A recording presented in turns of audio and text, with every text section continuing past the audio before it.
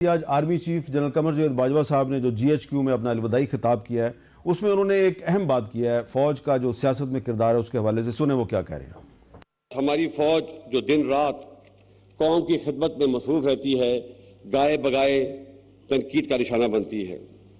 मेरे नज़दीक इसकी बड़ी वजह 70 साल से फौज की मुख्तलिफ सूरतों में सियासत में मुदाखलत है जो कि गैर आइनी है।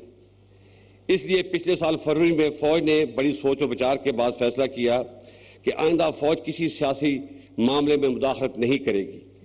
मैं आपको यकीन दिलाता हूं कि हम इस पर सख्ती से कारबंद हैं और आइंदा भी रहेंगे।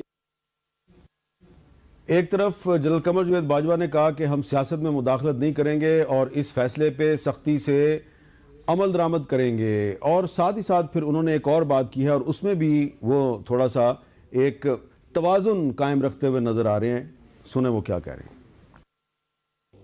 2018 के इलेक्शनों में बाज़ पार्टियों ने RTS के बैठने को बहाना बनाकर जीती पार्टी को सिलेक्टेड का लकब दिया और 2022 में एतमाद का वोट खोने के बाद एक पार्टी ने दूसरी पार्टी को इंपोर्टेड का लकब दिया। हमें इस रवैये को रद्द करना होगा। शुएब शाहीन साहब, आपने ये दो क्लिप मैंने आपको सुनवाए, आपको लग रहा है कि ये खुशगवार हवा का झोंका है? देखें, पहली बात तो हैविंग रिस्पेक्ट, बाजवा साहब ने अपनी बात को खुद कॉन्ट्राडिक्ट किया। कह रहे हैं कि गैर आइनी काम है, 75 साल में सियासत में मुदाखलत हम करते रहे। दूसरी बात की पिछले साल हमने फैसला किया कि अब मुदाखलत नहीं होनी चाहिए, तो मीनिंग देयर बाई पिछले साल तक तो मुदाखलत आपने एडमिट कर ली।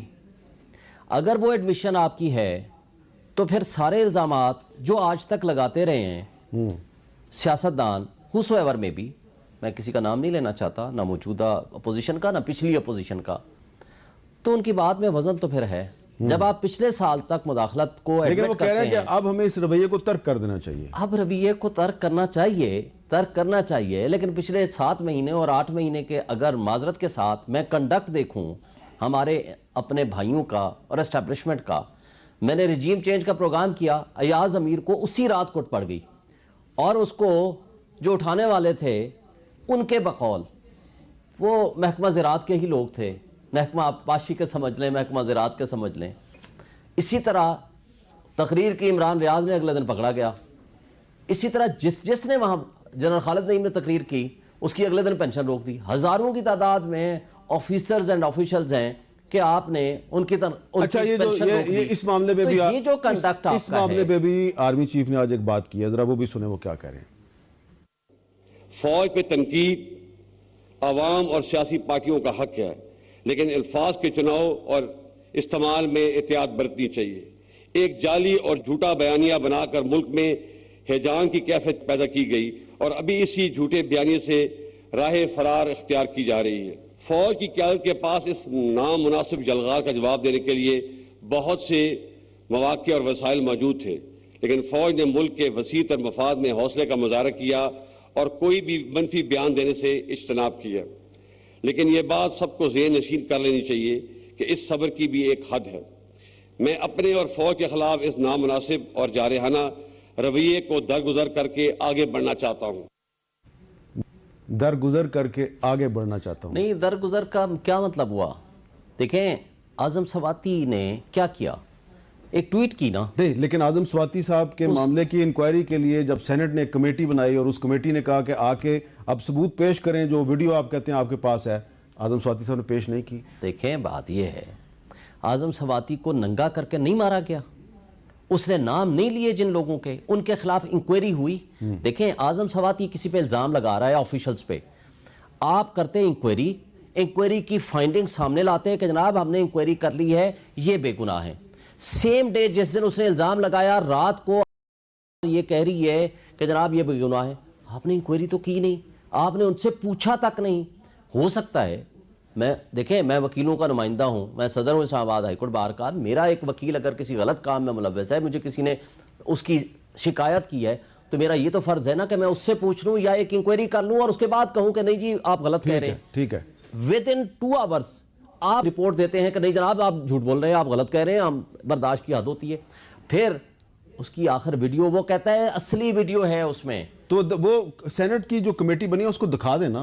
सर बात यह है कि किसी की रिस्पेक्ट भी तो कोई चीज नहीं, होती है। वो सुप्रीम कोर्ट अच्छा में... मुझे आप बता दें 2 घंटे के अंदर अंदर FIA को किसने कहा कि आप इसकी वेरिफिकेशन करके भी रिपोर्ट दे दें? FIA की जब आप बात करते हैं तो फिर वो हुकूमत आ जाती है। अब इनसे बात करते हैं, लेकिन खुर्रम साहब देखें, आर्मी चीफ साहब ने कहा कि फौज ने कैथारसिस शुरू कर दिया है, वो क्या कह रहे हैं? फौज ने तो अपना कैथारसिस शुरू कर दिया है।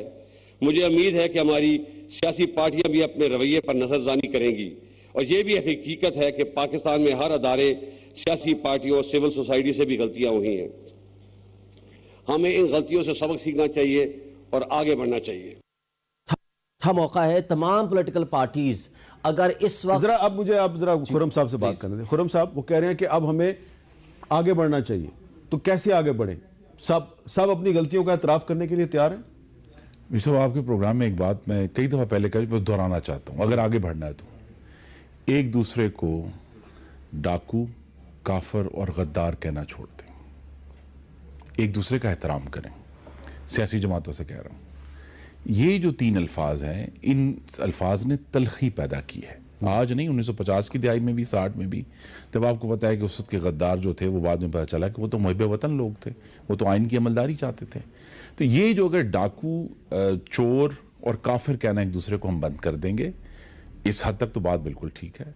दूसरा, उनकी बात ये भी ठीक है, बाजवा साहब ने किस चीज़ को दरगुजर किया है, क्योंकि इमरान खान ने वो अल्फाज इस्तेमाल किए जो आज तक किसी सियासी जमातों ने फौज के किरदार पर तनकीद की है। लेकिन ये अभी हमने सुना है कि फौज को जानवर कोई कह रहा है, मीर जाफर कह रहा है, मीर सादिक कह रहा है, गद्दार कह रहा है। ये ऐसी जबान हमने कभी नहीं सुनी है फौज पाकिस्तान। हमने भी तनकीद की है, मुस्लिम लीग नून के कायद ने भी तनकीद की है, लेकिन इस तरह के अल्फाज हमने कभी फौज के लिए इस्तेमाल नहीं किया। गद्दार कि जी अमरीकी साजिश का हिस्सा, पता नहीं खुदा जाने क्या क्या ऑल फॉल उन्होंने बात की है। तो इसको ज़रूर हमें एक दूसरे का एहतराम करना है, दरगुजर करना है और कोशिशें करनी है कि हमें आइन और कानून पर हम खुद भी चलें, और जितना हम खुद चलेंगे उतना ही हम दूसरे इदारों को कहने के काबिल होंगे। और आइन पर चलने में सिर्फ फौज और सियासतदान नहीं है, अदलिया भी उसमें शामिल है। उन्होंने भी अपनी आईनी हदूद का एहतराम करना है, क्योंकि आपने ये देखा है कि बार बार सिर्फ सियासत के अंदर अदलिया के भी ऐसे फैसले आए हैं जिन्होंने सियासत को तोड़ मरोड़ कर रख दिया इस मुल्क में। और ये सिर्फ कल की बात नहीं हो रही, ये 1953 में 200 से शुरू हुआ, 200 केस से मामला शुरू हुआ। तो ये सारे इशूज हमारे सामने सबक 1958 में, 1953 में चूंकि असेंबली तोड़ी गई में मौलवी तमीजुद्दीन केस था, तो तमीजुद्दीन केस में जो फिर 200 केस बनाए में आ गए। सारा इशू यही है कि हमें एक आइन पर चलना है, और चाहे वो चीफ ऑफ आर्मी स्टाफ की तकर्री हो, चाहे वो जॉइंट चीफ की तकर्री हो, हमें आइन पर रहकर ही चलेंगे तो बचेंगे।